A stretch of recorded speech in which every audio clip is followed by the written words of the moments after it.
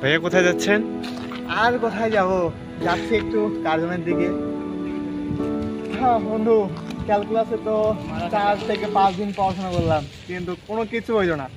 মানে পড়লেও যে অবস্থা, না পড়লেও সেম অবস্থা। কেন ভাইয়া, আপনাদের তো সারা বছর আছে, আপনারা শুধু পরীক্ষার আগে কেন পড়েন? এটা তো ক্যাম্পাসে না আসলে বোঝা যাবে না। ও আচ্ছা, তার মানে আপনি বলতে চাচ্ছেন যে ভার্সিটি মানেই সিল। অবশ্যই চিট, পরীক্ষার আগের রাত পরে পরীক্ষা, এর থেকে বড় চিন্তা আছে? ও, আগের পরীক্ষা। তাহলে আপনি সেই জন্য মারা খাচ্ছেন?